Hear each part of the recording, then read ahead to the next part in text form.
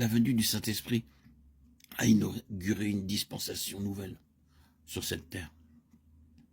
Il nous incombe donc, à nous chrétiens de cette dispensation, de savoir précisément ce que cela a impliqué, ce qui, de façon particulière et spéciale, prévaut dans la dispensation dans laquelle nous vivons. Naturellement, en employant le mot dispensation, nous employons un mot qui veut dire davantage que simplement une période dans le temps, bien que ce soit le sens dans lequel il est généralement et communément utilisé. Nous pensons qu'une dispensation est liée à un certain événement et à certaines dates, allant d'un point particulier dans le temps à un autre. Mais si c'est ce que veut dire ce mot, il signifie encore plus que cela.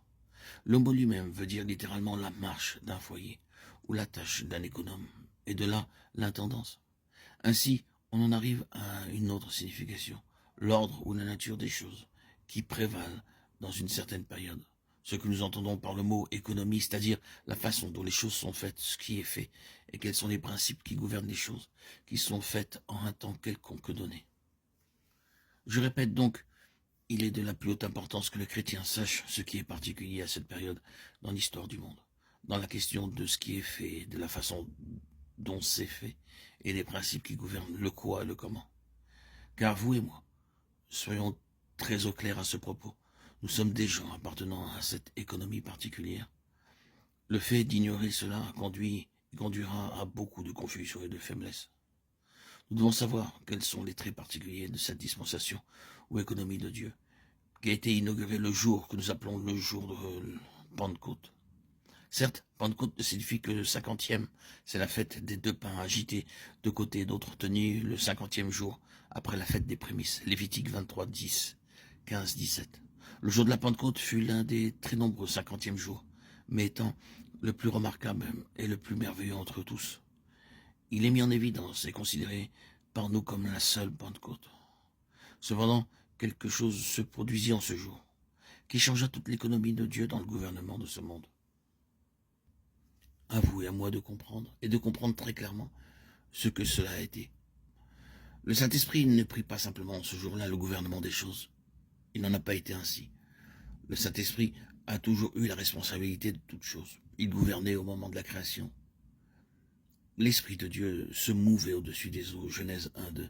Tout au long de l'ancienne dispensation, le Saint-Esprit était actif. Il était présent, non seulement en type, en symbole et en figure, mais souvent dans une réelle puissance et une sagesse véritable, dotant les hommes. Il était là, surveillant et dirigeant, tout au long du chemin. Ce que nous devons comprendre n'est pas simplement le fait qu'il prit la direction le jour de la Pentecôte, mais qu'il l'a pris sur une base entièrement nouvelle. Un changement très important en ce qui concerne la base d'opération par le Saint-Esprit eut lieu ce jour-là. Peut-être le moyen le plus utile de présenter ce fait est d'attirer l'attention avant tout sur la suite des événements.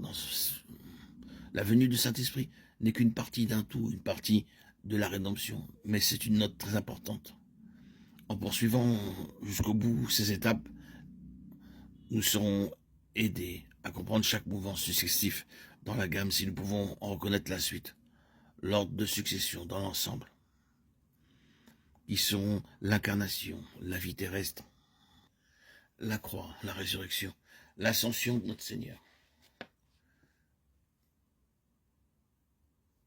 Et que j'expliquerai, je commenterai dans de très très nombreux audios